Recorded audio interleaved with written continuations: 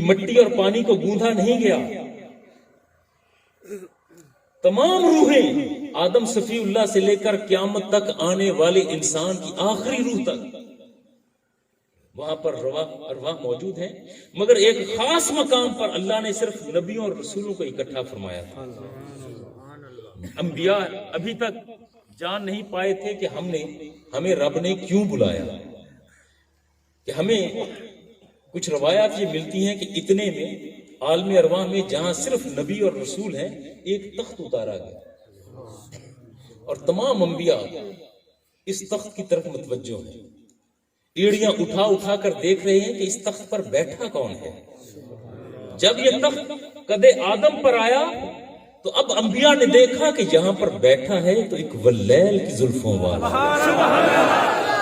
ما زاغ البصر کی آنکھوں والا، ید اللہ کے ہاتھ والا، حسن و جمال و کمال کی انتہاؤں پر فائزات. تو اس وقت اللہ رب العزت نے تمام انبیاء سے تعارف کروایا، اور یقیناً تعارف یہی ہے کہ دیکھ رہے ہو اے انبیاء اور رسول، یہ ہے وہ میرا محبوب جس کے لیے کائنات کو بنایا ہے، جس کے لیے کائنات کو سجایا ہے، جس کے لیے کائنات کے نظام کو چلایا ہے. اے انبیاء اور رسول، جب تم اس کا زمانہ پاؤ تو اس کی اعانت کرنا، اس کی مدد کرنا. نبیوں نے یہاں پر عہد کیا تھا کہ اے اللہ ہم ایسا ہی کریں گے. جب دنیا میں بھیجے گئے، ہم عام انسان تو بات بھول جاتے ہیں نا. ہم تو وہ اللہ سے کیا وعدہ بھول آئے. الستو بربکم قالوا بلا، ہم بھول گئے. ہمیں یاد نہیں کہ عالم ارواح میں ہم نے رب سے کیا کہا تھا. مگر نبی تو نہیں بھولتا، رسول نہیں بھولتا، ہر لمحہ یاد ہے. جب دنیا میں آئے تو وہ وعدہ یاد تھا. آدم آئے تو ذکر جہاں اللہ کا کرتے رہے، اللہ کی الوہیت کا درس دیتے رہے، وہاں اللہ کے محبوب کا ذکر بھی کرتے رہے. اب سوال یہ ہے کہ بھئی حضرت آدم علیہ السلام کا دور اور مصطفیٰ کی جلوہ گری میں کتنی صدیاں ہیں، تو نتیجہ ایک ہی نکلتا ہے. آدم ذکر کر رہے ہیں نبی آخر الزمان کا، وہاں وعدہ کر کے آئے کہ جی جب تم زمانہ پاؤ تو پھر اس کے اعانت کرنا. ابھی تو مصطفیٰ آئے نہیں، تو نتیجہ ایک ہی نکلتا ہے جس دور میں آدم آئے ہیں، جس دور میں آدم آئے ہیں زمانہ وہ بھی مصطفیٰ کا تھا. جس دور میں شیس آئے ہیں، نوح نجی اللہ آئے ہیں، ابراہیم خلیل اللہ آئے ہیں، موسیٰ کلیم اللہ آئے ہیں، عیسیٰ روح اللہ آئے ہیں، تمام انبیاء رسول ادوار مختلف ہوتے رہے ہیں مگر زمانہ مصطفیٰ کا چلتا رہا ہے. جہاں انبیاء اور رسول نے ذکر کیا، وہیں ایک اور شخص بھی ہے حضور علیہ الصلوۃ والسلام کی ولادت وسادت سے 1000 سال پہلے. یہ شخص کوئی نبی نہیں ہے، کوئی رسول نہیں، کسی نبی رسول کا یہ صحابی نہیں، کوئی نیک بندہ بھی نہیں، کوئی مقام ولایت پر فائز بھی نہیں تھا. اور یہ بندہ اس دنیا میں موجود تھا، ابھی حضرت مسیح علیہ السلام کی بھی جلوہ گری نہیں ہوئی تھی. ان کی ولادت سے بھی بہت پہلے، حضور علیہ الصلوۃ والسلام کی ولادت سے 1000 سال پہلے کی بات آپ تک پہنچا رہا ہوں. تاریخ اس بندے کو جانتی ہے تو طبا کے نام سے جانتی ہے. یمن کا بادشاہ، ہمجری خاندان کا یہ بیٹا. اس کے ذہن میں ایک بات آئی کہ بھئی جس طرح قیصر اور کسریٰ 2 شہنشاہ ہیں روم اور ایران کی، دنیا کے مختلف حصوں پر ان کے قبضے ہیں، ملکوں سے یہ باج گزار ہیں کئی ممالک ان کے. یہ عرب وہ خطہ ہے جہاں پر ابھی تک کسی کی حکمرانی نہیں، نہ قیصر کی نہ کسریٰ کی. یہاں پر قبائلی نظام ہے. اگر یہاں پر میں قبضہ جما لوں تو میرا بھی غلغلہ ہوگا، میرا بھی نام ہوگا. تو اس طبا نے اپنے وزیروں کو بلایا، مشیران کو اکٹھا کیا، جرنیل بلا لیے اور کہا کہ میں چاہتا ہوں کہ عرب کی سرزمین پر قبضہ میرا ہو جائے، سلطنت میری بنے، حکمرانی میری ہو، سکہ میرا چلے. تم بتاؤ کہ پہلا حملہ کہاں کروں؟ اس کے وزراء نے، مشیران نے، اس کے جرنیلوں نے نقشے بچھا لیے، سر جوڑ لیے، مشاورت شروع ہو گئی۔ بالآخر جس نتیجے پر پہنچے اور کہتے ہیں اے بادشاہ، اگر تو چاہتا ہے کہ تیرا قبضہ پوری عرب دنیا پر ہو تو سب سے پہلا حملہ جا کر یثرب پر کرو، یثرب کی زمین کو اپنے زیر نگی بناؤ۔ وہاں پر تم جب حکمرانی کا آغاز کرو گے تو دھیرے دھیرے پورا عرب تمہاری سلطنت کا حصہ بنتا چلا جائے گا۔ اس طبع نے یمن کو چھوڑا، اپنی فوجوں کو ساتھ لیا۔ اس دور کا جدید اسلحہ ساتھ ہے، دن رات مسافت طے کرتے ہو تیزی کے ساتھ، دریاؤں کو، جنگلوں کو، بیابانوں کو، صحراؤں کو، نخلستانوں کو پار کرتے ہوئے یہ یثرب کے قریب پہنچ گئے۔ یثرب کے باسیوں کو خبر ہوئی کہ بھئی یمن کا بادشاہ جنگ کی نیت سے آ رہا ہے۔ انہوں نے مشاورت کے بعد فیصلہ کیا کہ ہم میدان میں نہیں اتریں گے۔ قلعہ تھا یہاں پر بڑا مضبوط، قلعے کے اندر بیٹھ جائیں گے، اندر سے دروازہ بند کر لیں گے۔ یثرب کے باسیوں نے قلعے کو اندر سے بند کر لیا۔ طبع پہنچا تو اس نے اپنے وزراء سے کہا کہ بھی فوجیوں سے کہو کہ شام تک یہ قلعہ فتح ہو جائے۔ اس کے فوجیوں نے یثرب شہر کو گھیر لیا۔ تیروں پر تیر اس شہر کے اندر برسائے جا رہے ہیں، تیروں کے آگے کپڑا لگا کر، آگ جلا کر شہر کو جلایا جا رہا ہے۔ اندر لوگ زخمی ہو رہے ہیں، خون اچھل رہے ہیں، آہو بکا جاری ہے۔ مگر عجیب بات یہ ہے کہ جواباً کوئی تیر اس شہر کی فصیل سے ان کی طرف نہیں آتا۔ جب کبھی یہ فوجی قلعے کی دیوار کے قریب جاتے ہیں تو مزاحمت ہوتی ہے، دور سے تیر پھینکتے ہیں تو پھینکتے رہیں۔ پورا دن گزر گیا، فوجی تھک گئے۔ بادشاہ نے کہا کہ آج آرام کرو، کل بھرپور حملہ کریں گے۔ یہ فوجی اپنے اپنے خیموں میں آ گئے۔ جب یہ جنگ بند ہوئی نا، یک طرفہ جنگ بند ہوئی، اسی قلعے کا چھوٹا دروازہ کھلا، 6 افراد باہر آئے۔ انہوں نے سروں پر کھجوروں کے تھال رکھے ہوئے ہیں، کندھوں پر پانی کے مشکیزیں ہیں، چلتے ہوئے سیدھا حملہ آور فوجیوں کے خیموں کی طرف آئے اور آ کر کہتے ہیں اے یمن کے فوجیوں، تم جس نیت سے بھی آئے ہو، ارادے جو بھی ہوں، جو کرنا چاہتے ہو تمہاری مرضی، ارادے جس برے ارادے سے آئے ہو وہ تمہارا عمل، لیکن بات یہ ہے کہ آئے دور سے ہو تو ہمارے مہمان نہ ہو، تو اس علاقے میں مہمان، اس علاقے کے باسی نہیں ہو۔ بادشاہ نے آتے ہی تمہیں تیر اندازی پر لگا دیا تھا، ہم دیکھ رہے تھے، تم نے کھایا کچھ نہیں، تمہیں بھوک لگی ہوگی، ہمارے شہر کی کھجوریں میٹھی ہیں، یہ کھجوریں کھا لو، ہمارے شہر کا پانی ٹھنڈا اور میٹھا ہے، یہ پانی پی لو، تمہیں پیاس لگی ہوگی۔ وہ فوجی بھی حیران، تو بابی یہ منظر دیکھ رہا تھا، اس نے کہا بھی ان لوگوں کو بلاؤ نا ذرا میرے خیمے میں۔ جب یہ 6 آ گئے تو بادشاہ یہ طبع کہتا ہے کیا تم جانتے ہو کہ میں کون ہوں، کس نیت سے آیا ہوں، میرا ارادہ کیا ہے، کیا تم جانتے ہو؟ انہوں نے کہا ہاں ہم جانتے ہیں کہ طبع تیرا نام ہے، ہمجری خاندان سے ہو، یمن کے تم بادشاہ ہو، ہمارے شہر پر قبضہ جمانے آئے ہو۔ اے بادشاہ ہم جانتے ہیں کہ تو ہمارے سروں کو تن سے جدا کرنے آیا ہے، ہمارے بچوں کو تم یتیم اور غلام بنانے آئے ہو، ہماری بیویوں کو تم لونڈیاں بنانا چاہتے ہو، بیوہ کرنا چاہتے ہو، سارا جانتے ہیں۔ تو طبع نے کہا یہ سب کچھ جانتے ہو تو کیا تمہارے اندر غیرت نہیں، کوئی حمیت نہیں، کوئی جوش اور جذبہ نہیں، پھر میدان میں اتر کر حملہ کیوں نہیں کرتے؟ اس نے کہا بادشاہ بات یہ نہ کر کہ غیرت نہیں ہے، غیرت بڑی ہے، جوش بھی ہے، جذبہ بھی ہے، ہمارے بچے تلواروں کے سائے میں پل کر جوان ہوتے ہیں، ہم لڑنا بھی جانتے ہیں، مرنا اور مارنا بھی جانتے ہیں، لیکن بادشاہ بات یہ ہے کہ جب ہم میدان میں اترے نا، جنگ ہوئی تو بہت سے تمہارے فوجی مریں گے اور بہت سے ہمارے لوگ مریں گے اور ہم ابھی مرنا نہیں چاہتے۔ یہ نئی بات کہہ دی तुबा भी हैरान हुआ, उसने कहा यही तो बुज़दिली कि तुम मौत से कतरा रहे हो, मौत से घबरा रहे हो। तो ये कहते हैं कि बादशाह, मौत से डरने की बात नहीं है, मसला मौत से घबराने डरने का नहीं, बल्कि यहाँ पर मामला हमारे इश्क और मोहब्बत का है। जिस तरह मेरे चंद अजीज दोस्त भाई बेटों को बात समझ नहीं आई, तुबा भी हैरान कि इस जंग में मोहब्बत कहां से आ गई, प्यार कहां से आ गया, मुवद्दत कहां से आ गई, इश्क कहां से आ गया। उसने कहा यहाँ मोहब्बत प्यार इश्क मुरब्बत मुवद्दत, यहाँ क्या बात करते हो, किस लिए तुम कहते हो कि मामला इश्क का है।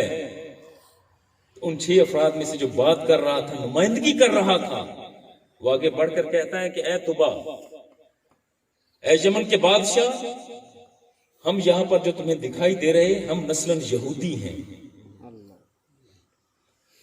और मेरा दादा वो तौरात और ज़बूर का बहुत बड़ा आलिम था, बहुत से उसके शागिर्द थे उलमा, बहुत से उलमा के सामने जानवे तलम्मस तय किया।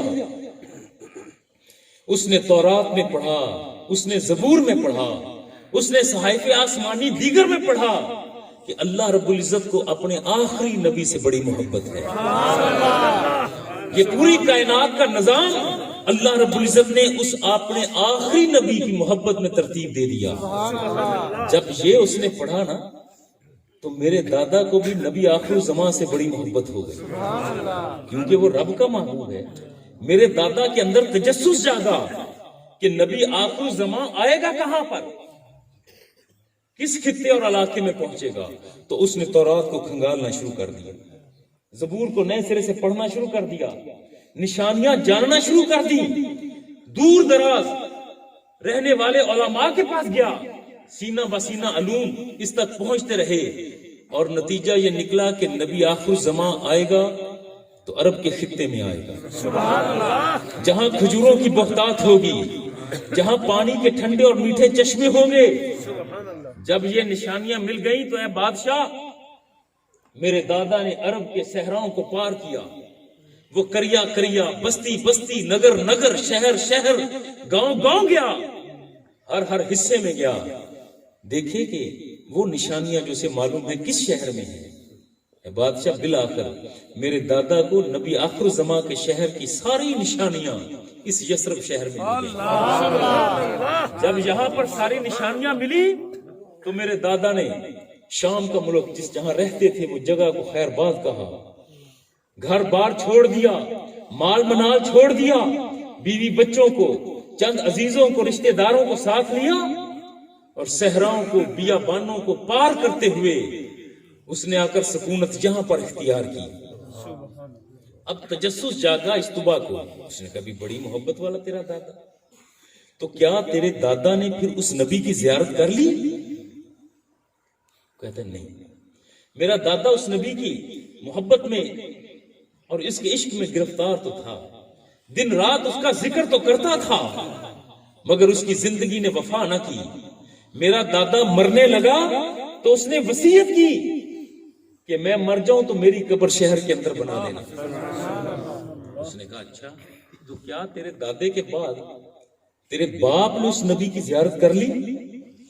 ऐ बादशाह, मेरा बाप इस नबी के इंतजार में रहा, साल हर साल उस नबी का जिक्र करता रहा, मगर बात है कि जिंदगी ने वफा ना की।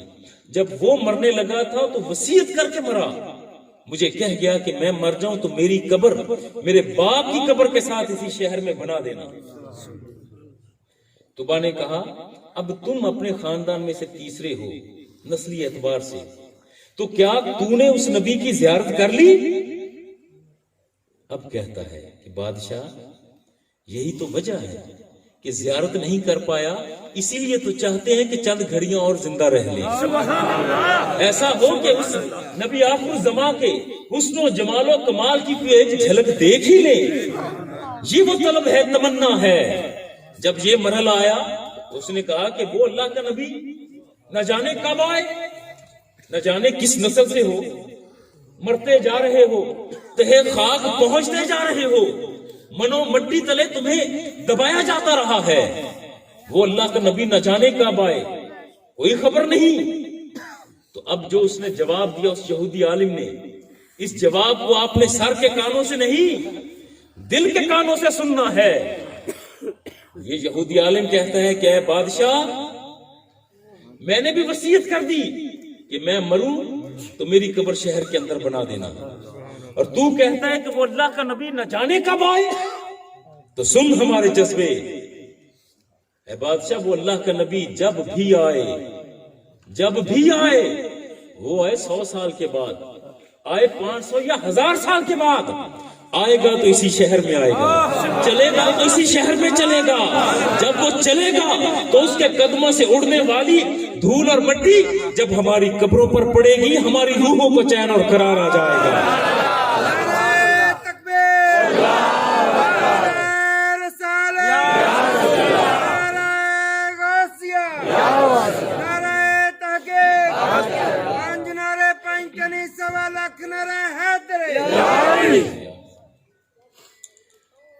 بادشاہ نے جب یہ باتیں سنی، وہ محبت کا ناگ، وہ عشق کا ناگ جو اس یہودی عالم کو ڈس چکا تھا، اب اسی عشق کے ناگ نے پلٹ کر اس طبا پر بھی وار کر دیا.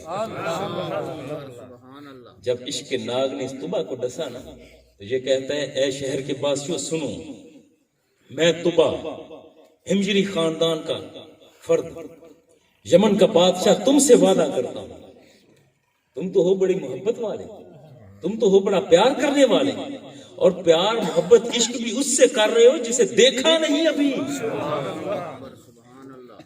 میں وعدہ کرتا ہوں کہ اس وقت کے بعد جب تم یہ باتیں کر رہے تھے اور میں ارادہ کر رہا تھا، اس وقت کے بعد میرا کوئی فوجی تمہارے شہر کی طرف میلی آنکھ سے نہیں دیکھے گا.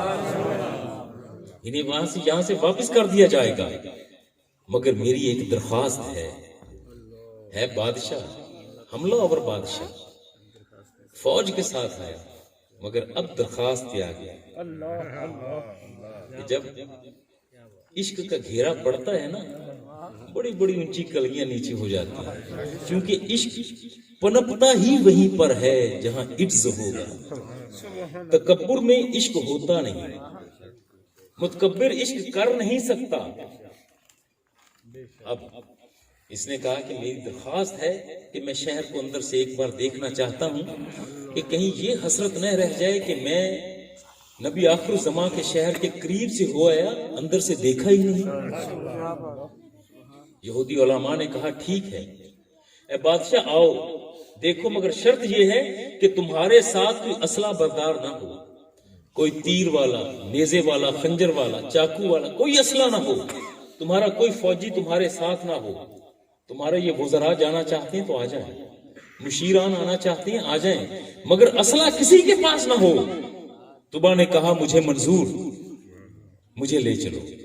چلنے لگا، اس کے وزیروں نے ہاتھ پکڑے، مشیروں نے بادشاہ سلامت ذرا رکے تو صحیح، یہ جانتے ہیں کہ آپ نے حملہ کیا ہے، آپ یمن کے بادشاہ ہیں، ایک سلطنت کے بادشاہ ہیں، کہیں ایسا نہ ہو کہ یہ آپ کو اندر لے جائے، دھوکے سے قتل کر دے، کوئی آپ کا محافظ بھی نہیں. طبا نے کہا اے میرے وزراء، تم دیکھ رہے تھے ان کی ہونٹوں کی طرف، تم سن رہے تھے ان کی الفاظ، اس لیے یہ باتیں کرتے ہو، مگر میں دیکھ رہا تھا ان کی آنکھوں میں، میری نظریں ان کی آنکھوں کے اندر جھانک رہی تھی، ان کی آنکھوں میں سوائے محبت اور عشق کی اور کچھ ہے ہی نہیں.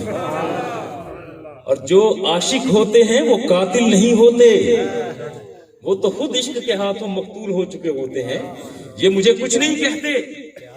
چلے، دروازہ کھلا، اس کے وزراء مشیران شہر کے اندر پہلے داخل ہو گئے، یہودی علماء چلے گئے، طبا ابھی باہر کھڑا ہے. تو یہودی علماء نے کہا کہ اے بادشاہ، اس شہر کو دیکھنے کا بڑا شوق تھا، جب دروازہ کھول دیا اندر آتے کیوں نہیں؟ تو یہ کہتا ہے کہ لوگوں سنو، پہلے مجھے معلوم نہیں تھا کہ یہ شہر کس کا ہے، اب میں جان گیا ہوں کہ یہ شہر ہے نبی آخر الزمان کا شہر، جو وجہ تخلیق کائنات ہے، جس کے لیے پورے نظام کو بنایا اور چلایا گیا. میں اس نبی آخر الزمان کے شہر میں داخل ہونے والا ہوں، جانتا ہوں اب داخل ہونے سے پہلے مجتبہ کو جوتے تو اتار لینے دو. جوتے باہر اتارے, گردن جھکی ہوئی ہے, اندر داخل ہوا, اندر جا کر جو دل کی دنیا پلٹ چکی تھی پہلے, اب عملی طور پر اس کا اظہار آنکھوں سے ہونا شروع ہوا. آنسو کتار اندر کتار چلے آ رہے ہیں, روتا ہے, ہچکیاں بند گئیں. روتے ہوئے کبھی جسرت کی اس دیوار سے لپٹتا ہے, کبھی اس دیوار سے لپٹتا ہے, اور کہتا جاتا ہے کہ اے شہر کی درو دیوار, کیسی خوش قسمت ہو کہ تم نبی آخر الزمان کی زیارت کرو گی. خدا را جب تم اس کی زیارت کرو تو زبان حال سے مجتبہ کا سلام پیش کر دینا. اسی طبا نے یہاں پر علامہ سبھودی رحمۃ اللہ علیہ وفاء الوفا میں جو تاریخ مدینہ پر بڑی مستند کتاب ہے, جس کے حوالے قبلہ بابا جی حضور رحمۃ اللہ تعالی علیہ نے مدینہ الرسول میں اپنی کتاب میں جا بجا حوالے دیے ہیں. علامہ سبھودی رحمۃ اللہ علیہ یہاں پر بیان فرماتے ہیں کہ اسی طبا نے مدینہ کے اندر, یثرب کے اندر ایک 2 منزلہ مکان بنوایا. اپنی نگرانی میں مکان بنوا کر اس یہودی عالم سے یہ ذکر کیا کہ بھئی اس مکان میں تم رہو, اور یہ مکان نبی آخر الزمان کے لیے بنایا ہے. جب وہ تشریف لائیں تو یہ مکان ان کے سپرد کرنا, وہ یہاں پر تشریف لائیں. اور یہ خط ہے, خط لکھا اور اس کو بند کیا, مہر لگائی, سیل کیا. خط کا مفہوم یہ تھا, اللہ کے نبی کی طرف طبا کا سلام ہو. اے اللہ کے نبی, میں نے آپ کو دیکھا نہیں ہے, میں نے آپ کا زمانہ نہیں پایا, میں نے آپ کو سنا نہیں ہے. اے اللہ کے نبی, میں آپ کو دیکھے بنا آپ پر ایمان لایا, آپ پر نازل ہونے والی کتاب پر ایمان لایا, آپ کے ہر فرمان پر ایمان لایا. اے اللہ کے نبی, میں نے دیکھا نہیں ہے. اور یہ خط بند کیا, مہر لگائی, اور اس یہودی عالم کو تھما دیا کہ یہ اپنے پاس رکھو, اگر نبی آخر الزمان تیری زندگی میں آ جائیں تو یہ ان کی امانت ہے, پیش کر دینا. اگر تیری زندگی وفا نہ کرے تو یہ خط اپنے بیٹے کو دینا, اور یہ خط تمہاری نسل کے پاس اس نبی کی امانت ہے, تمہاری نسل میں رہنا چاہیے. اور اسی یثرب شہر میں یہ 2 منزلہ مکان, جہاں اسی یہودی عالم کی نسل کا ہر فرد رہتا رہا, 1000 سال کی مسافت طے کرتے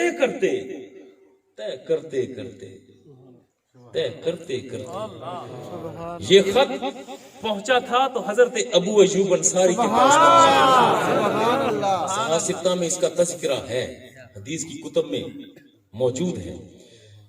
حضرت ابو ایوب انصاری انتظار میں تھے, اسی طرح جس طرح ان کے باپ دادا پردادا انتظار میں تھے. قسمت ان کی تھی کہ جلوے یہ دیکھیں گے, نظارے یہ کریں گے, جمال مصطفیٰ سے مستفید یہ ہوں گے, کمال مصطفیٰ کے مظاہر یہ دیکھیں گے. اور یہ اسی گھر میں تھے. بہت سے سیرت نگاروں نے اپنی کتابوں میں تقریباً 90-95% سیرت نگاروں نے یہی لکھا ہے کہ حضور علیہ الصلوۃ والسلام جب مکہ سے ہجرت کر کے مدینہ آئے ہیں تو آپ ابو ایوب انصاری کے گھر ٹھہرے, یہی لکھا ہے. لیکن میرے عزیز دوست بھائی بیٹے, اصل معاملہ وہ نہیں جو سیرت نگاروں نے لکھ دیا. یہ نہیں ہے کہ مصطفیٰ آ کر ٹھہرے تھے تو ابو ایوب انصاری کے گھر ٹھہرے. حضور ابو ایوب انصاری کے گھر نہیں ٹھہرے, بلکہ ابو ایوب انصاری مصطفیٰ کے گھر ٹھہرا ہوا تھا. یہ ہے وہ حقیقت. اور وہ جو 2 منزلہ مکان تھا, وہ مصطفیٰ کے لیے جو بنایا گیا تھا, حضور اسی مکان میں آئے ہیں, اسی جگہ پر آئے ہیں. آپ کی اونٹنی کسبہ وہیں پر بیٹھی ہے, اس لیے کہ وہ مصطفیٰ کی اونٹنی ہے, بسم اللہ چل رہی ہے کہ کہیں اور نہیں. مصطفیٰ ٹھہریں گے تو اپنے ہی گھر میں ٹھہریں گے. اور ابو ایوب انصاری نے قاصد کو بلایا, ابو جعلہ ہے غالباً نام ان کا, اور کہا کہ بھئی یہ خط ہے, یہ خط اپنے پاس رکھو اور جاؤ بارگاہ مصطفیٰ کے، اور یہ خط چھپا لینا، بتانا نہیں کسی کو، دکھانا نہیں، جب تک مصطفیٰ طلب نہ کریں یہ خط نہ دینا۔ اور انہوں نے بھی، قاصد نے خط اندر چھپایا، ابا کے بند باندھ لیے اور چلا بارگاہ مصطفی کی طرف، اور قریب پہنچا تو حضور علیہ الصلوۃ والسلام خطاب فرما رہے ہیں، صحابہ موجود ہیں، خطاب سن رہے ہیں، رسول اللہ صلی اللہ علیہ وبارک وسلم کے ارشادات کو اپنے اذہان و قلوب میں راسخ کر رہے ہیں۔ اتنے میں حضور علیہ الصلوۃ والسلام نے دور سے آتے ہوئے قاصد کو دیکھا، جو صحابہ بیٹھے تھے۔ آپ نے صحابہ سے فرمایا بھی رستہ دے دو، رستہ دے دو، درمیان سے رستہ بنوایا، اور اس قاصد سے کہا چلے آؤ، سیدھے سیدھے چلے آؤ۔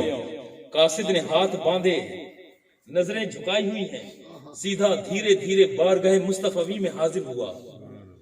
ابھی اس نے کہا کچھ نہیں، کوئی لفظ ادا نہیں کیا، کوئی کلام نہیں کیا، کوئی اشارہ نہیں کیا۔ مصطفیٰ پہلے فرماتے ہیں لاؤ نا میری امانت، دو نا میری امانت۔ خط کھولا گیا، خط پڑھا گیا، طبع کے لیے دعا فرمائی، انا اعطینا کل کوثر، ہم نے آپ کو خیر کثیر عطا فرما دی۔ جب خیر کثیر کا ذکر آتا ہے تو اس کا مطلب ہے کہ آپ کو حسن دیا تو بے مثل و بے مثال، جمال دیا تو بے مثل و بے مثال، کمال دیا تو بے مثل و بے مثال، معجزات دیے تو بے مثل و بے مثال، آپ کو انداز دیے تو بے مثل و بے مثال، آپ کو امت دی تو وہ بھی بے مثل و بے مثال۔ یہاں جب حضور علیہ الصلوۃ والسلام کے جمال اور کمال کا ذکر آتا ہے نا، تو درویش لاہوری حضرت اقبال رحمۃ اللہ علیہ، ان کی یاد بھی بڑی شدت سے آتی ہے۔ حضرت جبریل امین نے کچھ گزارشات کی تھی بارگاہ مصطفی میں،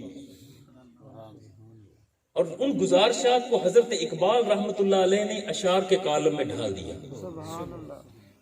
آفا کہا گردید ام، آفا کہا گردید ام، مہر بتاں ورزید ام، بسیار خوباں دید ام، لیکن تو ذات دیگری۔ ذرا سی ترمیم کے ساتھ عرض یہ کرتے ہیں جبریل حضور کی بارگاہ میں کہ یا رسول اللہ،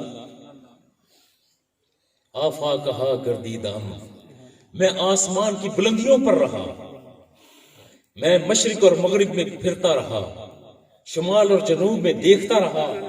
یا رسول اللہ، میں نے بڑے بڑے حسین دیکھے، بڑے بڑے محجبی دیکھے، بڑی بڑی خوبیوں والے دیکھے، بڑے بڑے کمالات رکھنے والے دیکھے۔ یا رسول اللہ، میں نے آدم کو بھی دیکھا، آدم کی گریہ اور زاری کو بھی دیکھا، میں نے نوح کو بھی دیکھا، نوح کے انداز تبلیغ کو بھی دیکھا، میں نے ابراہیم کو دیکھا، ابراہیم کی انداز ادا کو دیکھا، میں نے اسماعیل کو دیکھا، اسماعیل ذبیح اللہ کی انداز وفا کو دیکھا، میں نے موسیٰ کو دیکھا، موسیٰ کے جاہ و جلال کو دیکھا، میں نے عیسیٰ کو دیکھا، عیسیٰ کے دستے کمال کو دیکھا، میں نے یوسف کو دیکھا، یوسف کے حسن و جمال کو دیکھا، مگر یا رسول اللہ مجھے یہ کہنا پڑا آفا کہا گردید ام، مہرے بتاں ورزید ام، بسیار خوباں دید ام، لیکن تو ذات دیگری۔ کہنا کیا چاہتے تھے، بتانا کیا چاہتے تھے؟